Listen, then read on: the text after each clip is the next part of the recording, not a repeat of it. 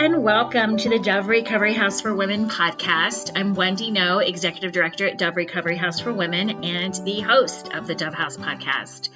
Make sure you subscribe to this podcast and share it. We want people to know that we exist and the work that we're doing, and we want you to help us educate others on substance use disorder. So again, make sure you subscribe and share. You can find us on any of your podcast hosting sites. So I am very excited to be here today with Patti Weimer. You heard our podcast, hopefully, and if not, make sure you go back and listen. We interviewed Jillian. Jillian is an alum of Dove House's program, and she shared her story. And today we get to hear from her mama and talk a little bit about her own experiences and journey with addiction and then sobriety. So, Patti, welcome. Thank you, Wendy. I'm happy to be here. Well, I'm glad you're here. So, Patti has been a leading force and has become a good, dear friend of Dove House. And so I'm excited that you're here today to really help other people understand what it's like to be a parent or a loved one of someone that suffers from substance use disorder. So, why don't you give us a little background on Jillian and your story with her and her substance use? Okay.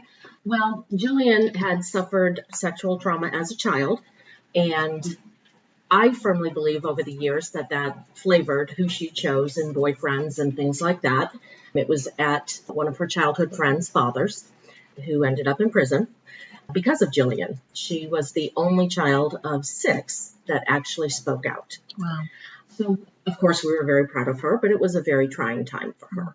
Anyway, fast forward to high school and college years, kind of bad choices with guys that were using substances, guys that would hurt her physically, emotionally.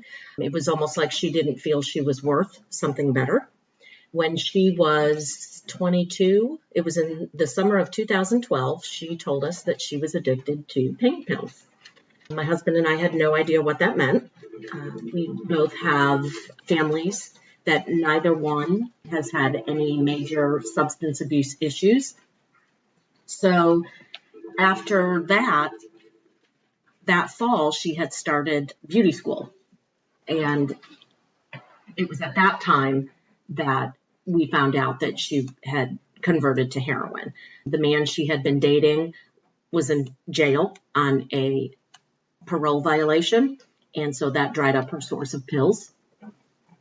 And something that I learned in my years of going to Nar-Anon and in my research online, I needed to understand what I was looking at. I needed to read the articles, find out the facts. And it was in that kind of a component that I realized that heroin and Oxycontin are basically the same thing. And Oxycontin and the pills on the street were incredibly expensive, and heroin was not. The morning I found out, she was living in our home in a room off the back of the house and left the TV on and the light on. And I got up and, went in there to turn everything off. And she was face forward in the mattress with a needle in a little dish and a leather belt. And unfortunately, even though I didn't have a background with substance use, I knew exactly what that meant. And then I went over to her and touched her, and she sat up and took in a deep breath. And I wonder to this day that if I hadn't gone in there, would she even be alive today? I woke up first I went in the garage and had a cigarette and cried, and then I went and threw up, and then I went and got my husband. We tried to talk to her. She was completely not willing to discuss it or anything else. And as parents, we were lost. I mean, what do? Your child breaks their arm, you take them to the emergency room. When you find out your child is using hardcore drugs, so we made some calls, we checked out different programs, and we kept coming back to this intervention and an interventionist who had claimed to have some great success. So we decided to try that since she wouldn't listen to us. That was $5,000. Oh my gosh. And it did not work. I had told him she will either cave or she will be your worst nightmare. knowing in my head she was probably going to be his worst nightmare. So we had some family members there, some close friends, also of Jillian's, and she would not come out of the room. So he would send someone else in. She wouldn't come out of the room. The only person she would allow in the room was my best friend, Trudy, who was like a second mother to her entire life. We met when she was 4. So Trudy went in and tried to talk to her, and the only way she would come out is if everybody left, and then we would take her to a treatment center. So we did that, and we get there, and they decided that she wasn't suicidal, and we needed to give them $5,000 if they were going to keep her. And my husband and I were like, we just gave him $5,000. We don't have that kind of cash laying around. So we had to bring her home, and that began the nightmare. One treatment center after another, $10,000 here, $5,000 there. It just never seemed to end. And she got kicked out of one treatment center. They had put her on Suboxone, and she kept it under her tongue for a couple of days and then crushed them and snorted them. And they kicked her out. And I said, did you not watch her swallow it? I mean, I would assume this is like a prison where you give somebody a medication that potentially can be abused, that you would watch them take it, check their mouth afterwards. Well, I raised such a stink with them, I ended up getting my money back from them. Good for you. Yeah. But I think the hardest part as parents was finding the help, finding someplace that understood not just that she had a problem, but maybe what caused the problem and all the wraparound decisions she made because of drugs and potentially the trauma she had suffered as a child. So it became an endless cycle of frustration and debt. I can't imagine. Until we found Dove House. She had been arrested a couple of times. We hired an attorney to get those 2 incidences combined into one. And she qualified to be in the drug treatment court diversion program, that if she graduated from that, she would not have a record. Ultimately, she successfully did, but there were some hiccups along the way, as you know. Yeah. She doesn't do anything easily. No, she doesn't. And she talked about those hiccups and what was difficult, and she wasn't ready. And she puts on a very good front. She looks like she has it all together, surface-wise, but didn't want to do the work on the inside. Exactly. But I remember being in Judge Salinas' courtroom, and you were there on behalf of a couple of the Doves who were at the time also in the program. Oh. And I asked Jillian afterwards, I said, have you never considered, well, so-and-so goes there, I don't want to go there, and oh, it's so small, or this, she had 1,000 excuses, none of which made any sense. But the bottom line was, she, like you said, she wasn't ready. So time goes on, in and out of treatment, in and out of treatment, in and out of drug court. She would have a warrant for her arrest if she didn't show up, like if she relapsed and wouldn't show up for court. Now, with those, my understanding is that they don't go looking for the person, but if they find them or pull them over for another reason, then they take them in. Well, she had relapsed with a young man she had met at one of the treatment centers, and they were pulling out of a gas station, and she didn't have her lights on, so they got pulled over. She had an arrest warrant for failure to appear, so she was taken to jail. We got a call at 2 a.m, which at this point, after 7 years, was a very common thing, unfortunately, wanting to know if we wanted to come get the car. And of course, she's in one of the worst areas of the city, and we were like, no, tow it, it's fine. She called me from jail the next night and asked me, are you by Dad? And I said, don't tell me something I cannot tell your father. I said, because we're done playing those games. Because she got very good at working one of us off the other. She told me she was pregnant. I don't know if I can swear in this, but my response was, are you effing kidding me? And she said, I'm keeping it. We're in love. We're going to be a family. And I hung up the phone. I couldn't even deal with it because it was just one more thing, one more how am I going to get through this? How, as her parent, am I going to support this? And am I going to raise this child? It just was overwhelming to me, and I couldn't deal with it at the time.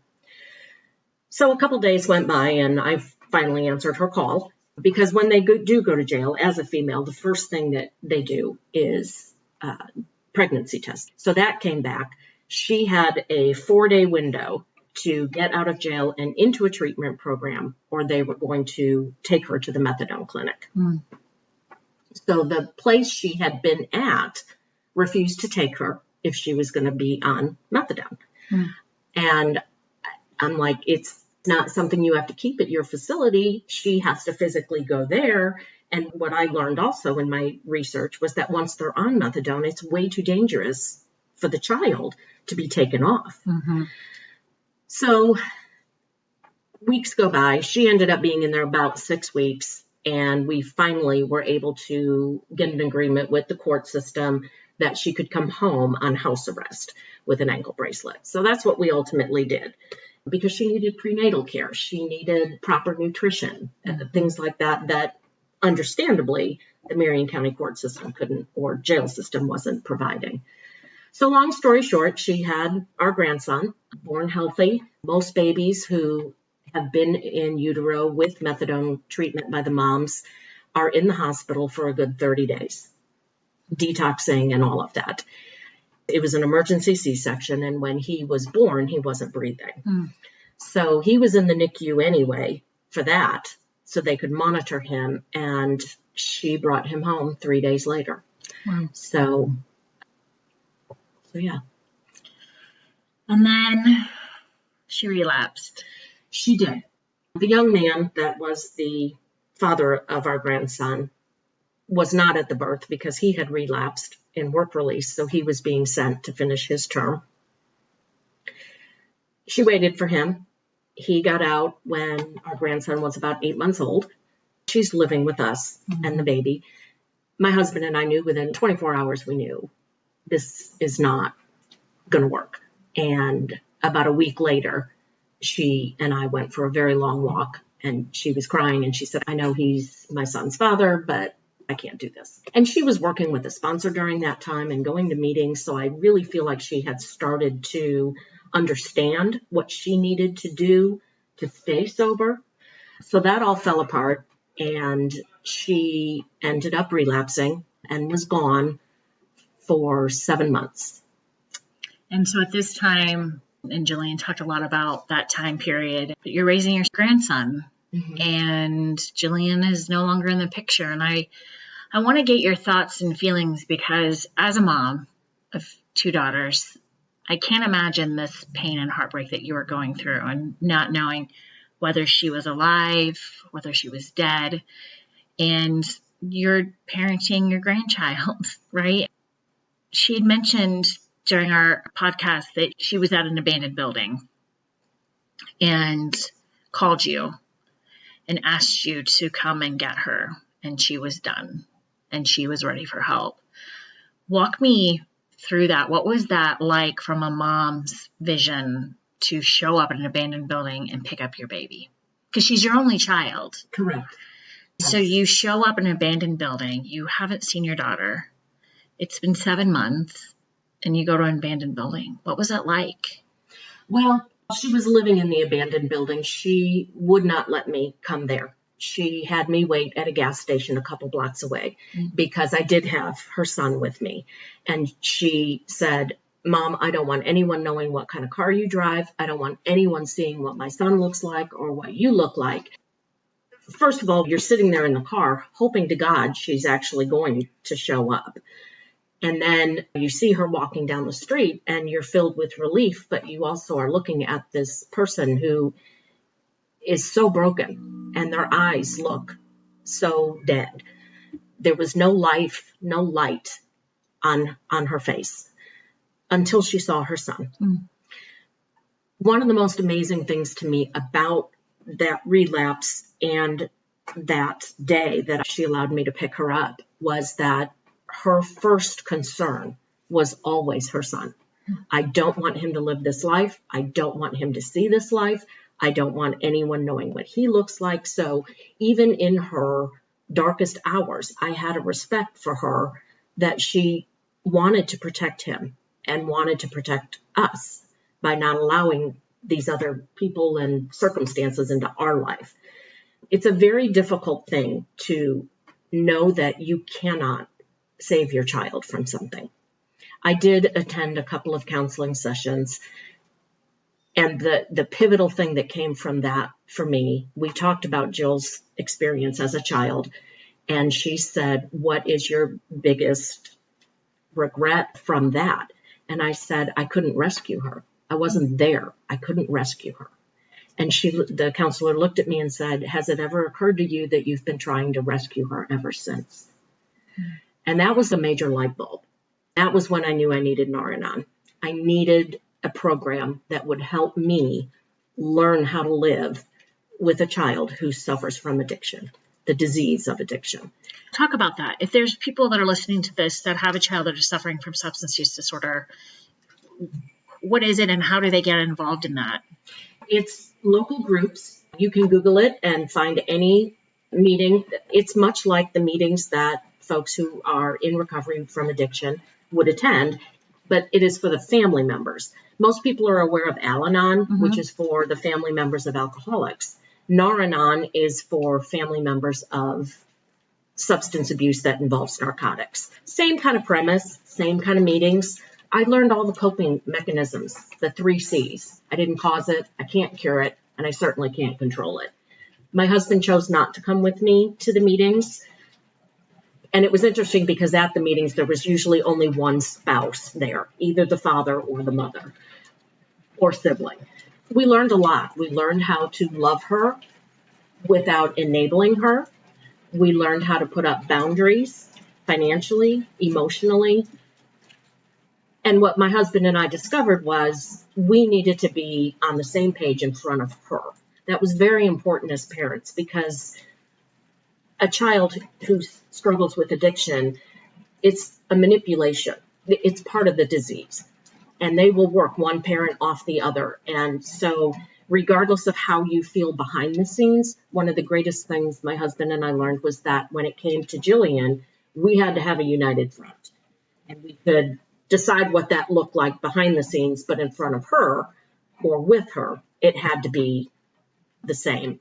Her being out there during that 7 months, my husband and I deal with it differently. He had to hear her voice every day or receive a text every day because he needed to know she was alive. I'm more involved when she's actually doing something for herself in recovery. And I, of course, had my hands full with her son. He was 2. I had to find him daycare. All these things that we never thought we would have to deal with.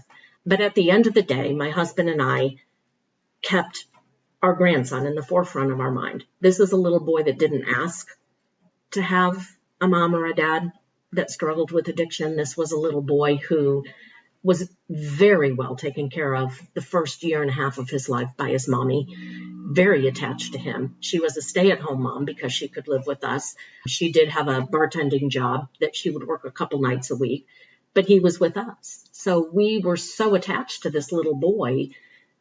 There were people that were like, "You're crazy. Just let him go to foster care." And I'm like, no, no. And then the part that was hard for us was to know that so many other children didn't have that option of a family member that could step in and be there for those kids. So to this day, I remain committed to these babies not knowing that life. It's not something these children should have to deal with. And that therefore then transcends into why it's so important that there are programs like yours to have these girls have a safe place where they can be, not only for their recovery, but also a safe place where they can start to reintegrate their children or other family members into their lives. We knew when she was here and AJ was here visiting, he was safe. We knew that this was an important time for them, and everything else in his little life stayed the same until she had reached a point where she could be full-time mommy again. Yeah, and today she is. Today she is. And you're a full-time grandparent. Yes. and they're living on their own and you have your house back and you're not parenting your grandchild. She has blossomed into a beautiful young woman and gets to be a mom. And it's been a joy seeing that. And you touched on something that I think is so important. And we see women from every facet of life, and women with family and women without family. And you were always so present in her recovery and would come to Dove House and check in and donate toilet paper and, and bring AJ. And I always appreciated knowing that you're an advocate and you weren't rescuing her. You gave her the tools and she got to use them. And we don't see that very often sometimes. And so it was always amazing to see you guys show up. Well, when it's your child, there's that part of you that will always be there for her, will always love her. At the end of the day, the dollars don't matter, because if she had cancer, we would have spent the same money. And in her recovery, with her doing amends, she apologized for costing us so much money. And our response was always, you're an only child. Whatever's left is left. So right. It is what it is. But we were so grateful when she finally agreed to come here, because I had researched your program and you guys gave her the tools. We gave her the emotional support to focus on herself by taking care of her son. You guys gave her the tools to work through that trauma, to work through the years of things she had been stuffing and just not dealing with, the bad relationships, full circle. You gave her a safe place to live, and you welcomed her back every time she hiccuped.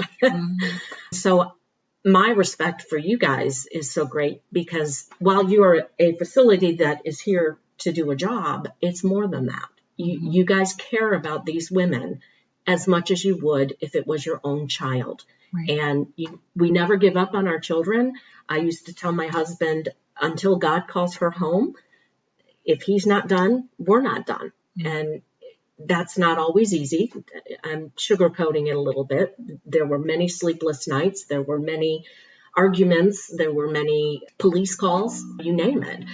Thank God none of that really happened in front of our grandson. But she found a home here.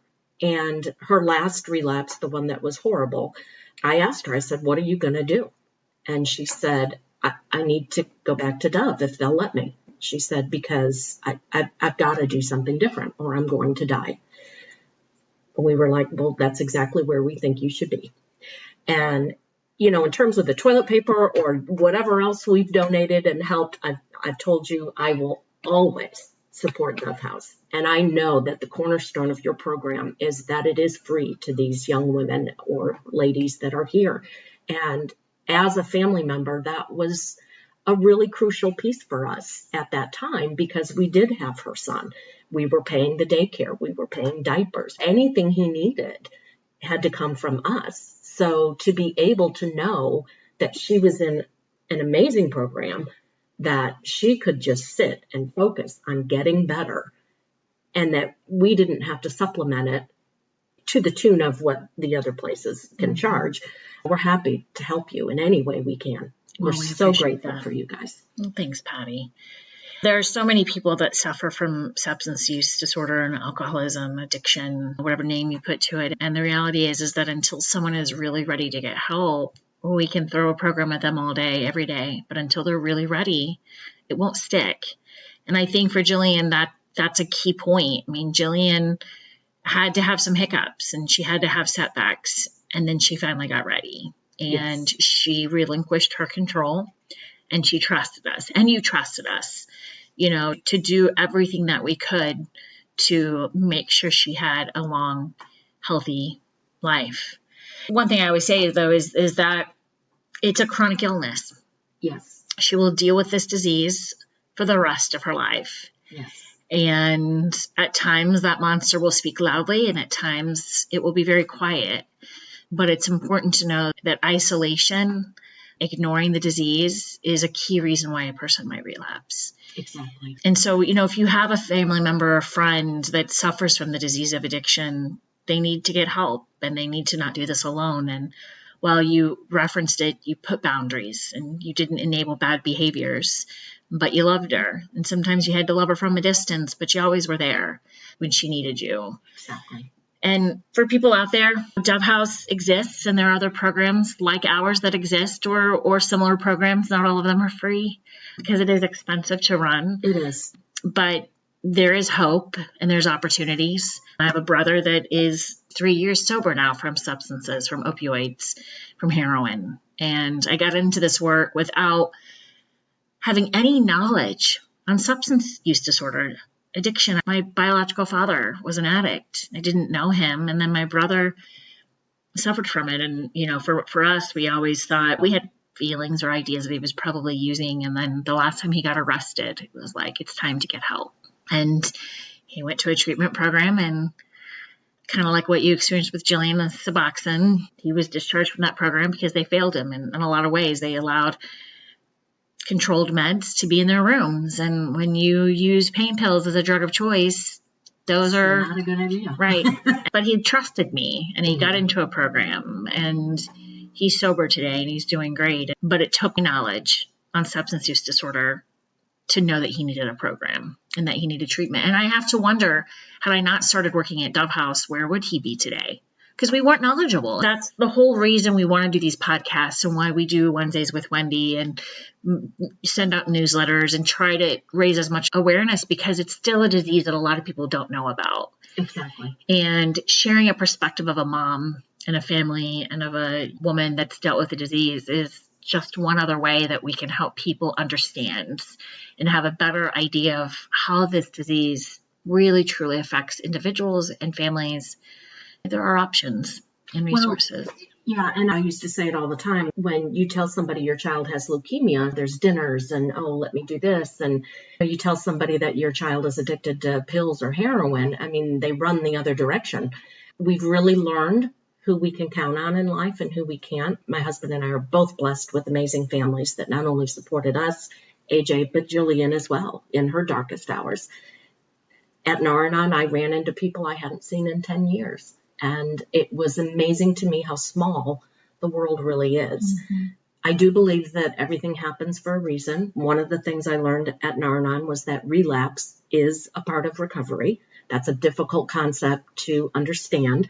My role and goal at this point in Jillian's journey is to be a source of comfort and strength for other parents out there who are going through this and feel like they are completely alone. You're not. Any way that I can help somebody, I'm happy to do it. We are in a much better place today. But like you talked about with Jillian in her podcast, the death of the dove was devastating. We were all very scared for Jillian's sobriety because of how close they were. She was a young woman who called me mom and my husband dad. That's how tight she was with us. But I've also learned that it's just putting one foot in front of the other and dealing with these emotions one step at a time. And I really feel like Jillian's in a place where she can do that. And so while it's been incredibly painful and difficult for her, she's working her program. When this dove left us, I talked to my sister that night and I said, it's not like when your child breaks their arm or gets into a car accident or whatever, and you're in a cast, or you're in the hospital for some minute. Then you get done, you get the cast off, you're done. Mm-hmm. I said, with the disease of addiction, you're never done. Right. It is always lurking right around that corner. And that's scary. It is scary. And I'm sitting here crying. You can't see me because we're on mic. But it's a weird time with COVID. And yes. I've said this before, overdose rates are up by 59% compared to this time last year. That's not getting mentioned. It's not. And it's scary. It's our reality. We see it every day and we live it every day. And it doesn't make it any easier. When you bury a dove, it rocks a world. And I remember looking at Jillian and being like, I'm watching you and I'm here.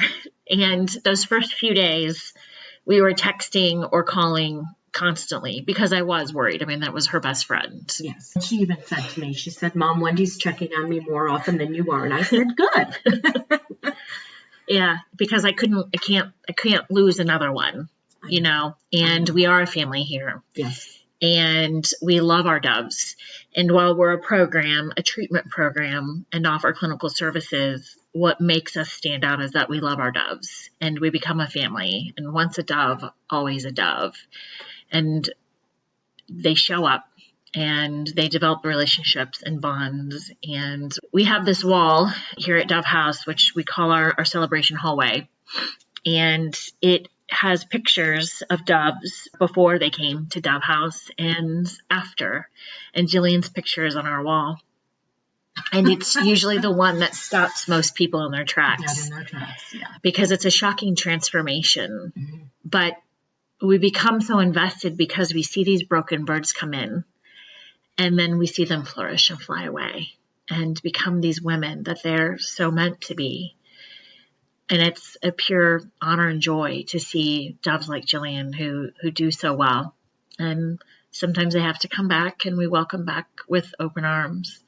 And I think there need to be more programs like that in this world. I agree 100%. The neat thing too, it was a horrible day, but after the service and we all gathered here to share a meal together, the number of alumni doves that were here to support the girls that knew her, loved her, whether they did or not. Although I'm pretty sure everybody knew her. Yes, I think so. She was very, very special. Just that camaraderie, and that's something other treatment programs, because trust me, we've been through probably all of them. It's just something, you can't put a price on that. You can't put a name on that. You guys offer hope. You offer safety. You offer compassion and respect and boundaries. And those are all things these girls need. I remember her case manager after she finally sat after that, last relapse. And she said, I think Jillian has finally learned the word no. And I said, well, you've accomplished something her dad and I never could. Yeah. She heard no a lot. Yes. And she needed to hear no. And again, that's where a program like this is so important, because we as family members, that whole line is so blurred for us. Mm-hmm. And you think you're helping, but you're not. Nar-Anon helped us to learn that, but you guys did too. There were a couple of very key family things because of her behavior and the consequences. And I'm at a loss for words to describe how in debt we are to you. Well, Patti, I appreciate that. And I think that's a good place to end this conversation. We are going to put in our show notes links to an information on Nar-Anon. Okay. So if people want to learn more about that, and if you need help, of course, visit our website, doverecoveryhouse.org, if you want to learn more about the services that we offer and the program that we have here. And if you have someone that you love that needs to come into our program, again, make sure you subscribe and share this podcast. Share us on all social media channels. You can also find us on all social media channels, Dove Recovery House. And have a great day. Thanks again, Patti. Thank you.